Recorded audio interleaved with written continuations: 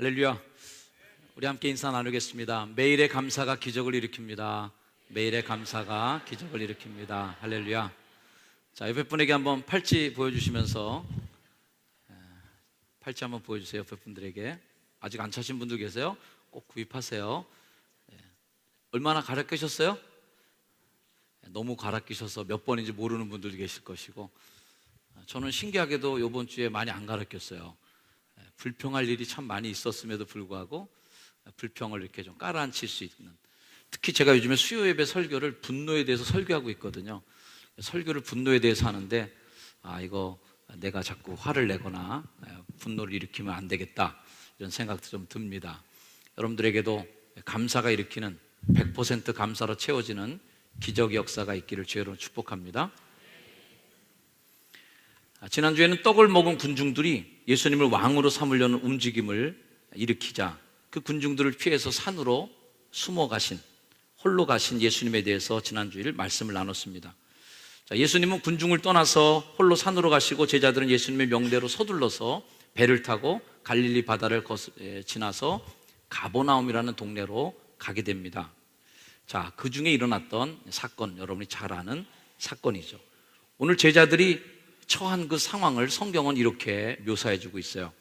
자, 16절부터 말씀 보니까 이런 말씀이죠. 저물매, 해가 졌어요.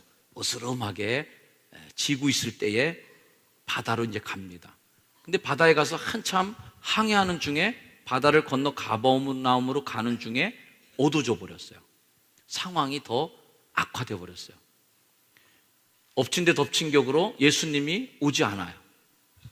거기 배에 동참하지 않고 있다. 18절, 큰 바람이 불고 파도가 일어나기 시작합니다. 이 인생에서 만날 수 있는 참 어려운 상황을 지금 총체적으로 다 겪고 있는 중에 있는 거죠. 이 갈릴리 바다는 지리적인 여건상 돌발적 기상 변화가 자주 있다고 합니다. 갈릴리 바다 동쪽에 이제 헐몬산이 있는데, 여러분 성경에 자주 나오죠. 헐몬산에 이슬 이런 식으로 나오는데, 헐몬산이 굉장히 고지대입니다. 그 고지대에서 찬 기운이 내려오고 바다에서 나가는 따뜻한 기운하고 마주치면 돌풍이 일어나는 거예요. 그래서 갈릴리 바다에는 갑작스럽게 돌풍이 일어나는 일들이 빈번하게 있었답니다. 제자들이 바로 그 상황을 만난 것이죠. 아무튼 이 제자들은 난데없이 만난 총체적 상황을 경험하고 있는 중인데요. 경험들이 이래요. 해는 저물었다.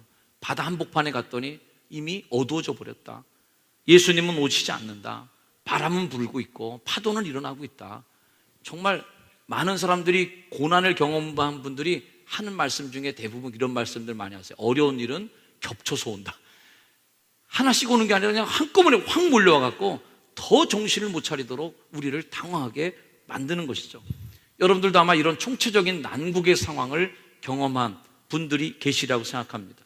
그런데 이 상황 속에서 어떤 상황보다 더 심리적으로 어렵게 만드는 상황이 뭐냐면, 예수님은 아직 오시지 않았더라는 겁니다. 쉽게 얘기하면 이거죠. 자기가 가라고 그래 놓고 우리는 생고생을 하고 있는데 왜 안 오는 거야? 그런 거 있잖아요. 누가 거기 가라고 그래서 갔더니만 난리가 났어. 일기도 안 좋고 너무 불편해. 근데 정작 가자고 한 그 인간은 오늘 안 왔어. 그러면 어떻게 되겠어요? 더 화나죠. 차라리 같이 고생하고 앉아있으면, 그래 너도 고생하는데 어떡하겠냐, 같이 고생하지, 이러고 있는데, 아니 애꿎은 우리는 고생 정말 하고 있는데 가라고 그러는 사람은 없어. 그러면은 정말 더 많이 화가 날 만한 상황인 것이죠. 그분이 가라고 해서 가는 일에 이런 일이 생기다니. 내가 가고 싶어 간 것도 아니고 예수님이 가라고 그랬는데 왜 이런 일이 나에게 생기나? 주님의 순종하기로 한 건데, 예수님 순종하려고 한 일인데 나한테 왜 이런 일이 생기나? 나도 한번 잘해보려고 했던 하나님의 일인데 이런 일들이 마음속에 경험되는 거죠. 이게 시험 들 만한 일이죠. 예수님 말씀에 순종했다가 이런 일이 생기다니, 이게 무슨 일인가? 그날 밤 그렇게 인생의 처절한 풍파와 맞닥뜨리면서 험박 바닷물을 몸에 적시면서 고군분투하던 그 제자들, 그렇게 처절하게 인생의 풍랑을 만나면서 사투를 벌이고 있었던 그 삶의 순간, 내 삶의 한복판에 계실 줄만 알고 그 고난을 나와 같이 겪는 줄 알았던 그 예수님조차 내 인생 속에 오시지 않은 그 상황, 나 혼자 억울한 일을 다 당하는 것 같은 그 고독한 외로움들, 이것이 바로 제자들이 겪고 있는 가장 흉악한 절대절명의 위기의 순간이 아니겠습니까? 이 절대 고독의 순간이야말로 우리에게 정말 인생의 분기점일 뿐만 아니라 신앙적으로도 큰 분기점을 이룹니다. 우리가 흔히 그런 얘기 많이 들으셨죠? 백두산에 이렇게 물이 딱 떨어지다가 이쪽으로 휘크덕 하면은 오른쪽으로 떨어지면 어디로 가요? 두만강으로 갑니다. 그러다 물결이 바람에 휙 불어가고 백두산 꼭대기에서 여기로 싹 빠지면 왼쪽으로 흐르면 이제는 압록강 쪽으로 가요. 북쪽으로 이쪽으로 두만강 쪽으로 빠진 거는 서해 쪽으로 가고 이쪽으로 빠진 건 동해 쪽으로 가겠죠. 정말 한순간에 물살 하나의 휙 움직임이 정말 먼 바다로 서로 헤어질 수 밖에 없는, 하나는 동해로 하나는 서해로 엄청난 멀리 격차를 벌이게 되는 결과를 낳게 되는 겁니다. 우리의 삶의 선택도 마찬가지예요. 우리들의 삶의 고난, 예수 그리스도와 만남의 시간, 내 삶의 고난과 맞닥뜨렸을 때 어떤 선택을 하느냐에 따라서 우리는 동해 바다로도 갈 수 있고 서해 바다로도 갈 수 있고 우리들 삶의 끄트머리도 갈 수 있고 어떤 방향으로든지 내 삶을 결정짓게 될 것이다. 제자들은 지금 방금 5천 명을 먹이신 기적의 현장에 있다가 온 사람들입니다. 그러니 얼마나 사실은 우리가 생각할 땐 이 정도 상황이면 굉장히 좀 든든해야 되지 않겠나 이런 생각이 들어요. 아니 금방 5천 명, 보리떡 5개 물고기 2마리를 5천 명 먹이고 온 상황인데 이 정도 뭐 겁날 게 하나도 없는 거죠. 야, 뭐 이제는 다 됐어 라고 하는 아주 강력한 그런 힘을 갖고 있었던, 믿음을 갖고 있었던 그 시절인데도 불구하고 딱 이 상황을 만나니까 정신이 하나도 없는 거예요. 내 인생에 어떻게 예수님이 찾아와 주셨던 건지, 내 기도를 주님이 응답하신 적은 언제적이었는지, 내 삶을 이동안 이끌으셔갖고 내 삶이 정말 순간순간마다 하나님 나를 이끌으셔서 여기까지 나를 인도하신 그 하나님의 섭리와 손길들, 이런 것들은 어느 순간인가 다 머릿속에서 하얗게 지워져 버리고 지금 이 상황, 이 파도, 이 물결, 이것만 깜짝 놀라서 보고 있는 것이죠. 오늘 19절 말씀에 보니까 제자들이 노를 저어 10여리쯤 가다가 예수께서 바다 위로 걸어오시는 것을 보고 두려워했다. 그 마음속에 막 두려움이 가득한 거예요. 그러니까 뭐만 보이면 깜짝 놀라고, 뭐만 보이면 두려움이 있고, 그렇게 해서 혼비백산한 그런 상황을 이 제자들이 겪고 있는 것이죠. 이 상황을 보니까 갑자기 엉뚱한 생각이 나더라고요. 고객님, 많이 당황하셨어요? 발음이 좀 비슷하진 않았지만, 제자 여러분 많이 당황하셨어요? 이런, 옆에 분에게 한번 인사해주세요. 집사님 많이 당황하셨어요? 정말 우리들의 인생 속에서 이런 위기가 닥쳐올 때 당황스럽다, 놀래. 그 당황함에 딱 내 속에 들어오니까 정말 아무것도 생각이 안 나. 예수님이 어떤 분인지, 예수님이 이 문제에 어떤 해결자가 되실지 까맣게 잊어버린 채 당황하는 그 제자들의 모습을 오늘 우리가 보고 있는 것이죠. 마틴 로이드 존스 목사님이 에베소서 강해를 쓰시면서 독특한 자신만의 용어를 하나 쓰셨습니다. 그 용어가 뭐냐면 거룩한 육이라고 하는 용어예요. 육이라는 거는 뭐 유기견 할 때 그 육입니다. 버리다, 잊어버리다, 이런 뜻이에요. 거룩한 버림. 하나님 우리 인생을 거룩하게 내 동댕이 침, 하나님 내 인생을 그냥 모른 척 해버리고 잊어버리는 그런 일들, 그것을 마틴 로이드 존스 목사님이 거룩한 육이라는 표현을 쓰신 것이죠. 이게 어떤 말일까요? 하나님은 택하신 백성일지라도 의도적으로 자신의 백성들을 내버려 둘 때가 있다는 겁니다. 방치해 둘 때가 있다는 거죠. 의도적으로. 그래서 그 앞에 거룩한 육이라는 표현을 쓰는 것입니다. 여러분 신앙생활하면서 그런 느낌 가져본 적 없으세요? 하나님 나 내버려 두고 있는 거 아니야 지금? 하나님 나를 이렇게 버려버린 거 아니야 지금? 내 동댕이 쳐버린 거 아니야 이거? 이런 심적인 고통, 불안감, 그런 고독감들을 경험할 때 없으셨습니까? 이 상황을 시편의 어떤 한 기자는 처절하게 경험한 것 같아요. 그러면서 이런 고백을 시편 42편 말씀에 남겼습니다. 한번 여러분 같이 읽어볼까요? 시작. 내 하나님이 어디 있느뇨 하오니 내 눈물이 주야로 내 음식이 되었도다. 사람들이 그러는 거예요. 야, 네 하나님 어디 있어? 너 하나님 믿는 사람이면은 네가 그런 일 꼴 당하겠냐? 네가 진짜 하나님의 사람이라면 그렇게 대접받을 수 있겠니? 네가? 하나님 어디 있어 너? 네가 믿는 하나님 어디 가셨어? 이렇게 사람들이 자꾸 나에게 물어보니 눈물이 내 음식이 되었도다. 이 얼마나 불쌍하고도 처절한 상황입니까? 그 시편 42편 10절 말씀에 또 이런 말씀이 이어져요.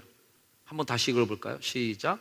내 뼈를 찌르는 칼같이 내 적이 나를 비방하여 늘 내게 말하기를 내 하나님이 어디 있느냐 하도다. 야, 이 표현이 얼마나 처절합니까? 살을 찌르는 것도 아픈데 뼈를 찌르면 더 아플 거야 아마.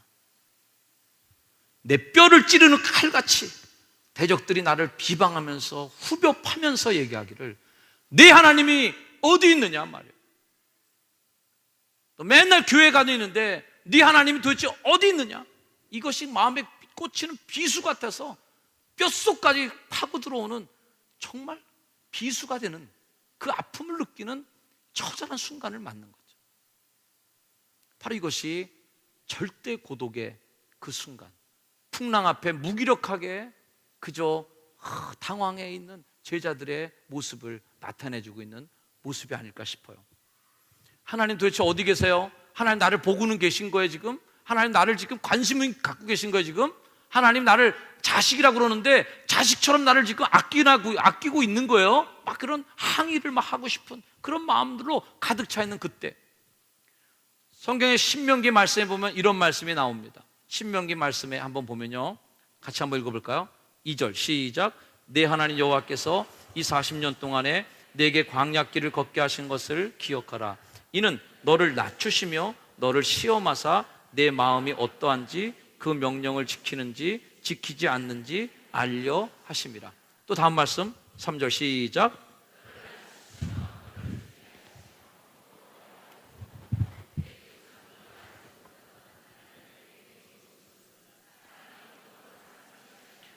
여호와의 입에서 나오는 모든 말씀으로 사는 줄을 네가 알게 하려 하심이라. 하나님께서 우리를 이 의도적으로 낮추실 때가 있다는 말이죠.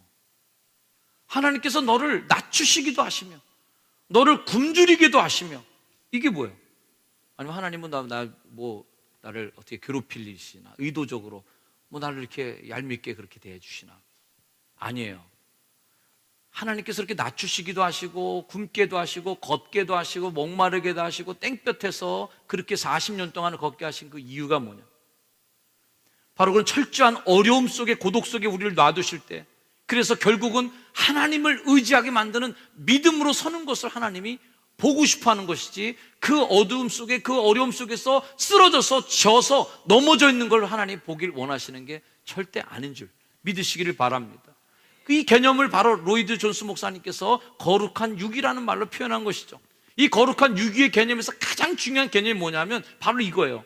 그럼에도 불구하고 하나님은 우리를 버리지 않는다는 겁니다.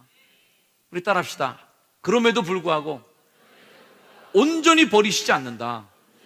하나님은 절대 우리를 완전히 포기하지 않으신다는 이 믿음이 있을 때 거룩한 유기의 상황 속에서도 우리의 믿음이 성장하는 발판이 된다는 거예요. 그러나 이 믿음이 깨져버린 상황에서 거룩한 유기를 경험하게 되면요, 그냥 떠나버려요. 하나님부터 그냥 떠나버려요. 풍랑은 고사하고라도 배에 튀어오르는 물방울 몇 개에도 옷이 젖는다고, 옷이 젖어서 아유, 그래서 믿음도 포기하는 분도 있습니다. 풍랑까지는 그래도 이해하겠는데 물방울 몇 개 튄다고 아우, 교회 와서 이게 뭐야, 이게 물이 막 튀었어, 어떻게 된 게, 배로 물이 들어오네 막 이러면서 하나님 포기해버리는, 거룩한 유기의 경험에서 살아날 수 있는 사람이 되어야 된다. 왜냐하면 그 거룩한 유기를 통해서 하나님 우리를 완벽하게 빚으시기를 원하신다는. 오늘 신명기 말씀에서 뭐라고 그래요? 마침내 내게 복을 주려 하심이라. 요 순간을 맛보는 게 그게 광야를 걸은 보람인데, 이거 딱 맛보기 일부 직전에 그냥 끝나버린다면 그것만큼 세상에 억울한 게 없을 거예요. 우리들의 삶 속에 하나님이 주시는 고난과 시련이 여러분의 약이 되기를 축복합니다. 이해할 수 없는 상황을 만나니까 믿음이 이럴 때 쓰이는 것인지조차도 기억나지 않을 때가 있어요.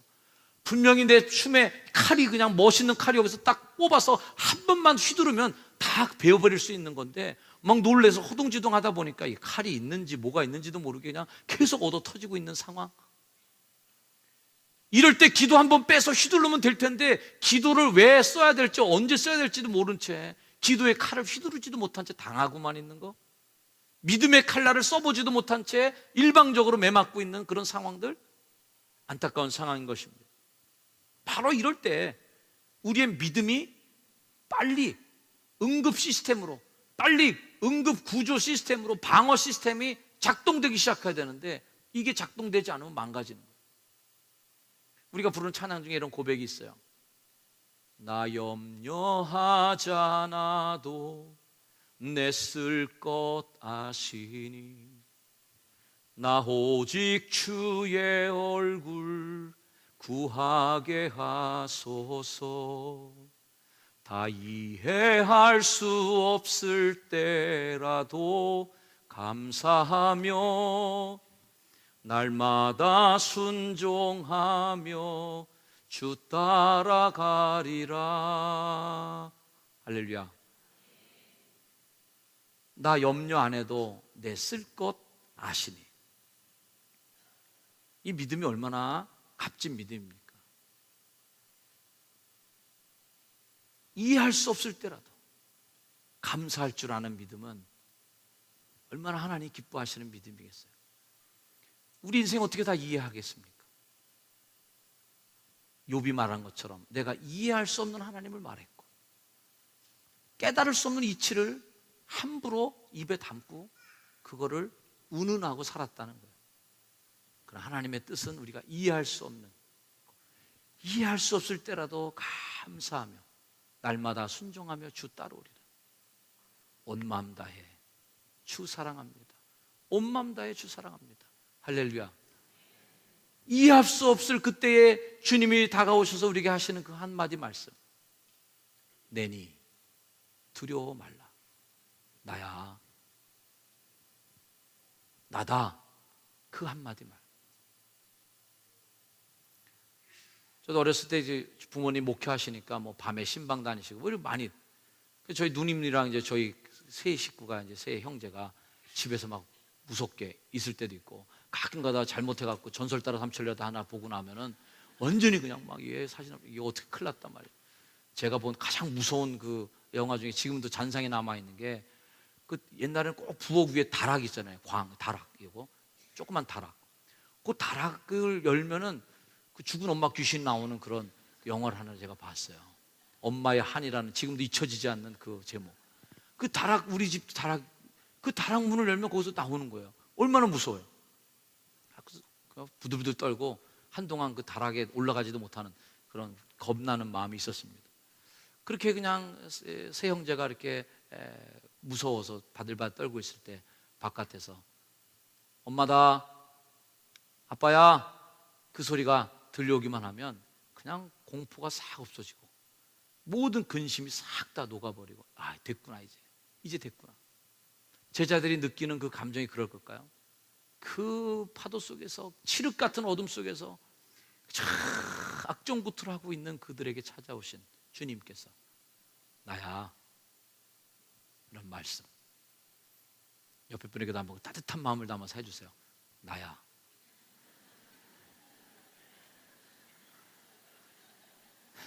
다시 한번 얘기했어요. 네가 누군데? 넌 누구냐? 우리가 잘 부르는 찬송가 388장은 바로 이 상황을 그려놓은 작사가입니다. 그 작사자는 우리 감리교를 만드신 요한 웨슬리 목사님의 동생 찰스 웨슬리인데, 이런 가사죠. 비바람이 칠 때와 물결 높이 일 때에 사랑 많은 우리 주 나를 품어 주소서. 풍파 지나가도록 나를 숨겨주시고 안식 얻는 곳으로 주여 인도하소서. 아멘. 정말 풍파 일어날 때 나를 숨겨주실 그분이 오신 거예요. 위기에 처했을 때 우리가 잊지 말아야 될 것이 있다면 로마서 8장 35절의 말씀, 누가 그리스도의 사랑에서 끊어낼 것인가? 과연 그 믿음의 줄을 누가 끊을 것인가? 내가 하나님을 신뢰하는 그 신뢰의 끈을 누가 끊을 것인가? 환난, 곤고, 위험, 박해, 기근, 적신, 위험, 칼, 이 모든 것들도 그리스도의 사랑에서 나를 절대 끊을 수 없는 거. 여러분, 어떤 상황이 여러분에게 닥치더라도 하나님의 사랑에서 그것들은 끊어낼 수 있는 힘이 아니에요. 믿으시길 바랍니다. 지금 안 보인다고 해서 우리를 버리신 게 아니다. 지금 안 보신다고 해서 우리를 잊으신 게 아니다. 우리는 요한복음 읽고 있지만 마태복음에도 나오고 마가복음에도 나옵니다. 이 말씀을 보면 예수님께서 산에 오르시고 기도하시면서 제자들이 풍랑에 만나서 힘쓰는 걸 보셨다고 그래요. 다른 성경에 그렇게 표현이 돼 있어요. 풍랑이 막 바다에서 나고 먹구름이 덮이고 바람이 막 이런 걸 주님이 보시고 그들이 고통하는 걸 보신 거예요. 외면하지 않으신 거예요. 지켜보고 계신 거예요. 이스라엘을 지키시는 자는 졸지도 않고 주무시도 아니하시는 줄을 믿으시길 축복합니다. 두려워하지 마십시오. 내가 너와 함께하리란 주님의 말씀을 신뢰하는 사람이 필요해요. 내가 너희를 고아와 같이 버려두지 아니하리라. 주님의 약속이에요. 할렐루야. 고아와 같이 너희를 버려두지 아니하고 내가 너희를 영원히 지켜주고 세상 끝날까지 내가 너희와 항상 함께 하시겠다고 약속하신 하나님의 약속의 말씀을 신뢰하기를 축복합니다. 우리 할 일은 뭐냐면요, 그런 절대절명의 순간 속에서 절대 노를 놓지 않는 거예요. 저는 이 제자들의 모습 속에 감동을 받았습니다. 예수님이 찾아온 그 사건도 굉장히 감동스러운 것이지만 제자들의 모습 속에서 제가 은혜를 받은 것은 그들은 노를 계속 젓고 있었다는 거예요. 바람은 가버나움 쪽으로 그들을 돕지 않았어요. 왜? 노를 져야만 전진이 됐다는 얘기는 바람이 거꾸로 불고 있었다는 얘기입니다. 노는 바람은 계속해서 베세다 쪽으로 불고 있었습니다. 18절 말씀, 큰 바람이 불어 파도가 일어나더라. 제자들이 노를 저어 10여리쯤 가다가 바람이 베세다 쪽으로 불면 자동적으로 밀려가서 그냥 베세다로 가면 얼마나 좋을까. 베세다는 인기 절정의 곳인데 거기에는 12광지에 남은 음식들 풍부하게 있는데 거기만 가면 막 스타 대접받고 사람들이 와 다시 오셨네요, 빨리 오세요. 왜 어딜 가셨어요? 여기 있어야지. 환영해 주는 곳인데 가버나움은 어느 곳이에요? 낯선 곳이고 또 생소한 자리, 뭐가 있을지 모르는 불안한 자리예요. 시쳇말로 팔자 늘어지는 자리를 버리고 제자들은 사서 고생하면서 낑낑대면서 가버나움으로 가고 있었다. 순종하면 불던 바람도 멈추고 가야 될 터인데 웬걸 순종했더니 가는 길에 풍랑은 더 거세게 일고 바람은 더 세게 일어나는 이 악조건을 만나게 되는 겁니다. 하나님 일 하면은 다 일이 잘 풀릴 줄 알았더니 이게 웬일인가. 하나님 순종하고 갔더니 다 그냥 풍랑도 오히려 잠자갖고 순풍에 돛당듯이 가게 돼도 갈까 말까 한데, 아니 예수님이 가라고 해서 갔더니 웬 고생이야 이게. 시험 드는 거예요. 그럼에도 불구하고 이 제자들은 역풍을 뚫고 가고 있었습니다. 저는 감동적인 거예요. 신경질이 날 것 같은데 확 노 집어 던지면서 누가 이따 일을 시켰어 나한테 라고 했을 텐데 예수님 괜히 이거 하라고 그래갖고 이게 무슨 생고생이냐 이게 할 만도 한데 10열이 우리 식으로 표현하면 4km 정도. 여러분 비 철철 내리는 거 맞고 4km만 어디 갔다 오라고 그래도 아마 이 폭발하기 일보 직전일 수도 있고 너무 힘들 거예요. 그런데 그 쪽배를 타고 풍랑이 있는 바다를 4km를 전진해 갔어요. 그동안 예수님이 안 나타나요. 도와주지 않으셔요. 저는 그 4km의 노를 저어가는 제자들의 그 삶의 순간을 가치 있게 봅니다. 그렇게 힘쓰며 바람을 거슬러 갔던 그들 앞에 예수님은 나타나셨던 것입니다. 고난의 현장을 주님은 외면치 않으세요. 우리는 파도를 이길 수 없습니다. 어떻게 인간이 파도를 이겨낼 수 있어요? 파도에게 져요. 하지만 파도에 밀려서는 안 된다. 파도를 이길 수는 없지만 그렇다고 파도 앞에서 그냥 포기해버리는 인생이 돼서는 안 된다. 우리는 악과 싸워 이길 힘은 없을 수 있지만 악에게 져서는 안 된다. 바로 이것이 주님이 우리에게 보시는 기대감이라고 저는 믿습니다. 싸워보는 것, 전진해 가는 것. 그럼에도 불구하고 계속 노를 저어서 4km를 전진해 나가는 그 제자들의 사투를 벌이는 모습을 저는 감동 깊게 보게 된 것입니다. 예수님은 그들의 삶 한복판으로 들어오셨습니다. 이에 기뻐서 배로 영접하니 배는 곧 그들이 가려던 땅에 이르렀더라. 여러분의 인생 속에 주님을 모시는 순간, 여러분 인생의 핸들을 그분에게 맡기는 순간, 여러분의 삶의 키를 예수님께 양보하는 그 순간, 그분이 열쇠일 때, 그분이 답이 될 때, 그들은 곧 그들이 가려던 땅에 이르게 되는 하나님의 돌보심 속에 목적지에 도달하는 복을 받은 줄 믿습니다. 나의 등 뒤에서 나를 지켜주시는 그 하나님, 내가 고난의 길을 힘있게 힘차게 내 삶의 길을 뚫고 나가는 처절한 삶의 현장 속에서 잔잔한 미소로 바라보시며 나의 등 뒤에서 나를 도우시는 그 하나님의 손길과 그 미소, 그리고 내 인생에 다가오셔서 다른 어떤 말씀보다 나야, 내니 두려워하지 말라.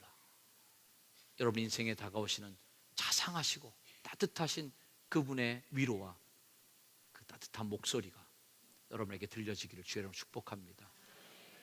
기도하겠습니다.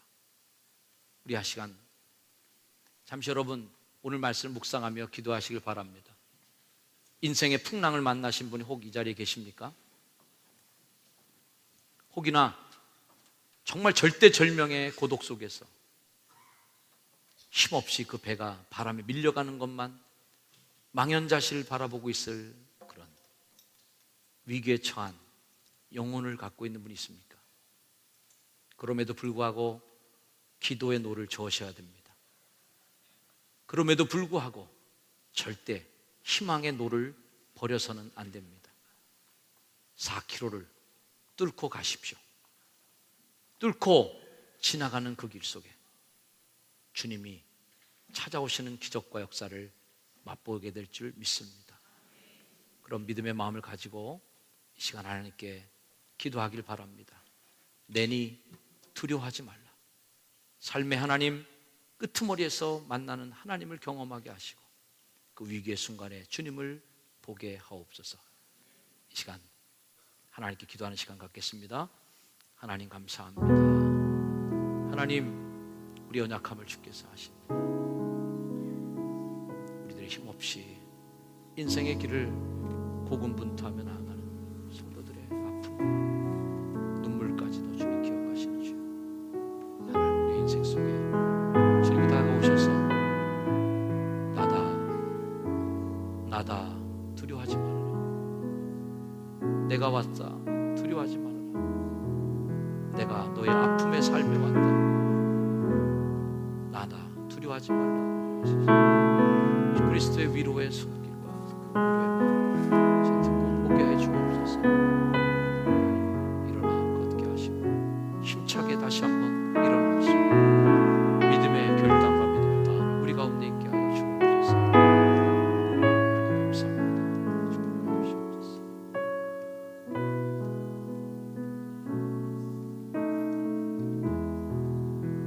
하나님, 우리의 삶의 힘든 풍랑 가운데 찾아오시는 주님을 믿습니다.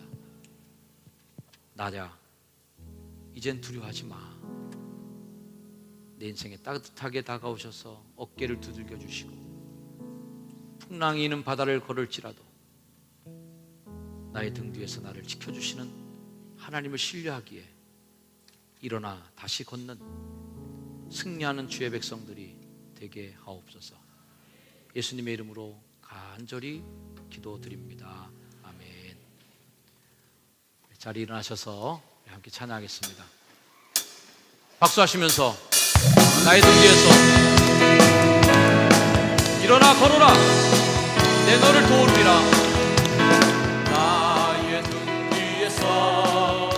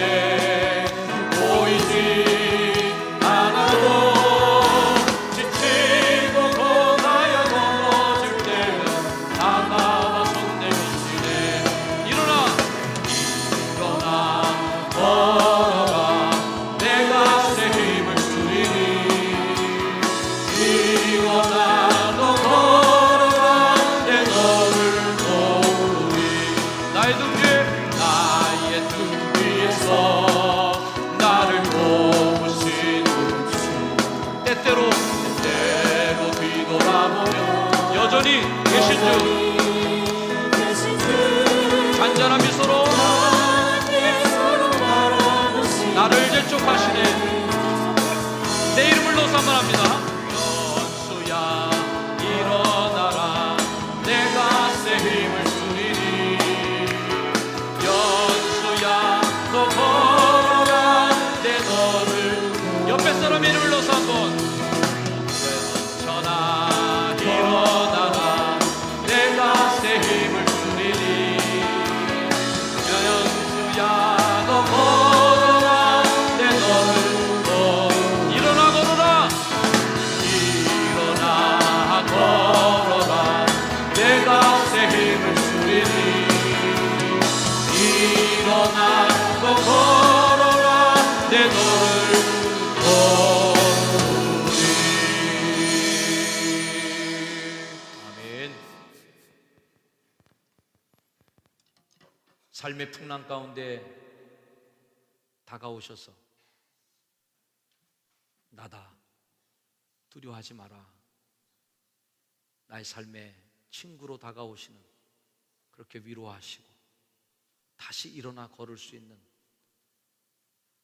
힘이 되어주시고 능력자가 되어주시고 문제 해결자가 되어주시는 우리 예수님의 그 은혜와 하나님 아버지의 극진하신 사랑하심과 지금도 우리를 도우시는 성령님의 인도하심, 고아와 같이 우리를 버려두지 않으시고 나와 함께 동행해 주시는 성령님의 은총이 인생의 풍랑길에서 노를 쳐 삶의 자리에서 뚫고 나아가는 삶의 자리 한복판에서 주를 의지하고 가는 성도들 머리 위에 이제로 영원까지 늘 항상 함께 하시기를 간절히 축원하옵나이다.